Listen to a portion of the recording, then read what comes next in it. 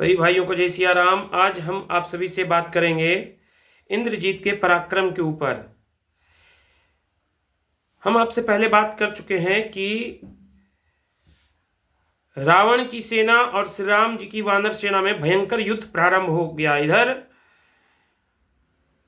रावण की सेना रात्रि प्रहर होने का अवसर देख रही थी, क्योंकि रात के समय में राक्षसों की शक्ति बढ़ जाती है। जब रात हो गया तो युद्ध तो बंद हो जाना चाहिए, लेकिन युद्ध लगातार चलता रहा, क्योंकि मानव और राक्षस में अंतर होता है। सनातन संस्कृति में रात्रि में युद्ध नहीं किया जाता था, लेकिन एक तरह से इधर मानव संस्कृति थी और दूसरा तरफ से राक्षसों की कुसंस्कृति थी। इसलिए उन लोगों ने युद्ध नहीं रोका और लगातार युद्ध करते रहे, और रात्रि के प्रहर में राक्षसों की शक्ति भी बढ़ गई। तो पर भी राम जी की सेना रावण के सैनिकों पर भारी पड़ रही थी।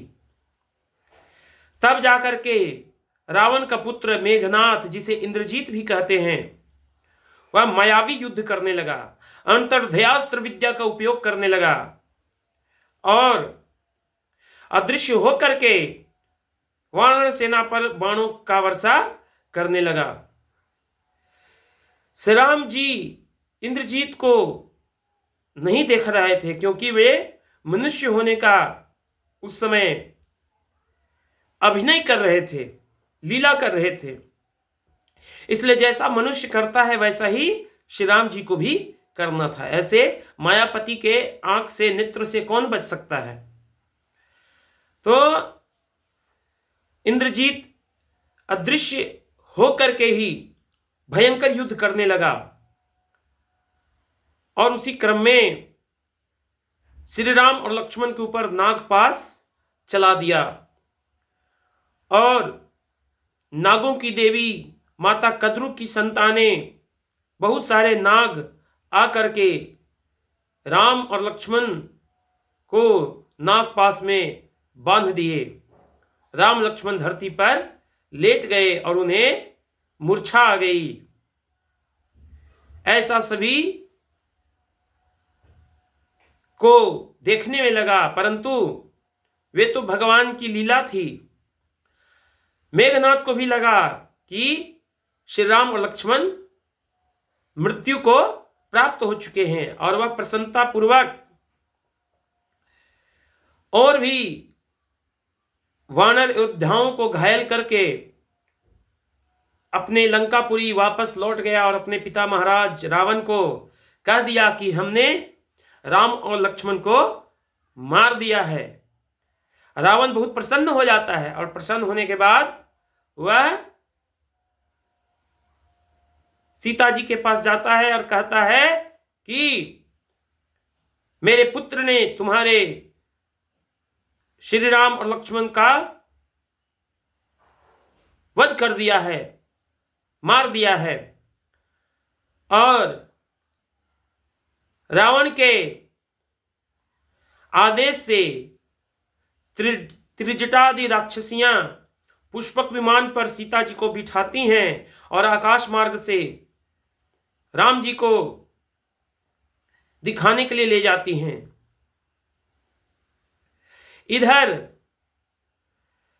राम और लक्ष्मण को धरती पर अचेत अवस्था में गिरा हुआ देख करके वानर सेना भागने लगती है, जिसे सभी वानर सेनापति हड़बड़ा जाते हैं, परेशान हो जाते हैं। तब विभीषण कहते हैं कि श्री राम को कुछ नहीं हो सकता, आप इनकी रक्षा कीजिए और मैं वानर सेना को समझाता हूं। वानर सेना को समझाने के लिए विभीषण आगे बढ़ते हैं और सभी सैनिकों को समझाने लगते हैं कि श्री राम को कुछ नहीं हो सकता, वे केवल अचेत हुए हैं, अभी उनकी मृत्यु नहीं हुई है। और इधर माता सीता पुष्पक विमान पर चढ़ करके आती हैं और जब श्री राम और लक्ष्मण को धरती पर नागपाश में लपेटे हुए देखती हैं और अचेत अवस्था में देखती हैं, तो उनको लगता है कि वे मृत्यु को प्राप्त हो चुके हैं और वे घोर विलाप करने लगती हैं। तब त्रिजटा आदि राक्षसियां उन्हें समझाती हैं कि श्री राम को कुछ नहीं हो सकता है, क्योंकि यदि ऐसा होता तो एक भी वानर सैनिक यहां पर नहीं रहता।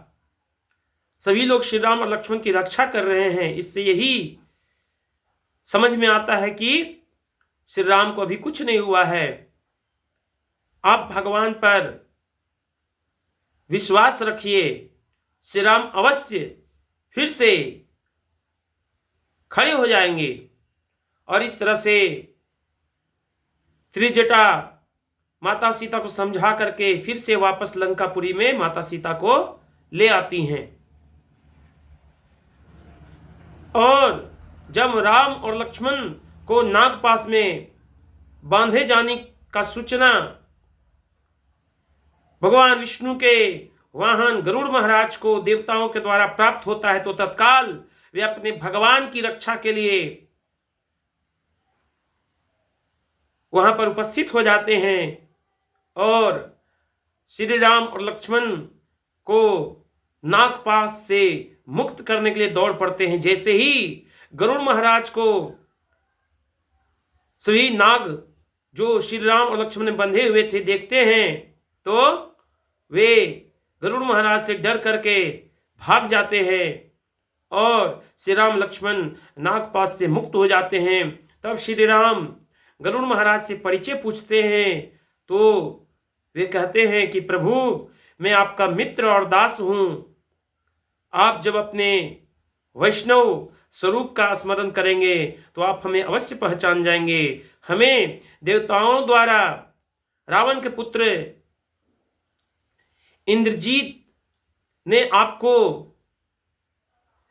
नागपाश में बांध दिया, ऐसा सूचना प्राप्त हुआ। इसलिए तत्काल मैं आपकी सेवा के लिए यथास्थान यहां उपस्थित हो गया। अब मैंने धर्म युद्ध में जो हमारा योगदान देना था वो मैंने दे दिया। अब मैं यहां से जाता हूं। और श्री राम और लक्ष्मण फिर से नागपाश से मुक्त हो जाते हैं और खड़े हो जाते हैं। सारी वानर सेना फिर से प्रसन्न हो जाती है, नगाड़े बजने लगते हैं, घंटा शंख ध्वनि बजने लगता है और पूरे वानर सैनिकों में फिर से उल्लास भर जाता है और फिर से वे युद्ध करने के लिए तैयार हो जाते हैं। और आगे क्या होता है ये हम सभी आगे बताएंगे, आपको बताएंगे। और हमें इस कथा से यही सीख मिलता है कि युद्ध जब प्रारंभ होता है तो उससे हमें अपने ऊपर चोट खाने के लिए भी तैयार रहना चाहिए, क्योंकि जो अपने ऊपर चोट खाने के लिए तैयार नहीं है वो दुश्मन के ऊपर चोट भी कभी नहीं कर सकता है। जो अपने ऊपर चोट खाने के लिए तैयार रहता है, जो स्वयं का बलिदान देने के लिए तैयार रहता है, वही शत्रु को पराजित भी कर सकता है, वही शत्रु को धूल भी चटा सकता है। जो स्वयं कुछ भी अपना बलिदान नहीं देना चाहता है वह शत्रु का भी कुछ नहीं कर सकता है। तो इसलिए यदि हमें अपने धर्म को जीवित रखना है, धर्म का विजय करना है, अपने धर्म की राष्ट्र की रक्षा करनी है, शत्रु को पराजित करना है, शत्रु हम पर हावी ना हो, तो सदैव हमें बलिदान देने के लिए तैयार रहना चाहिए। और आगे की कथा आप सभी से अगले दिन मैं बताने का प्रयास करूंगा। बाकी सभी भाइयों को जय सिया राम, हर हर महादेव।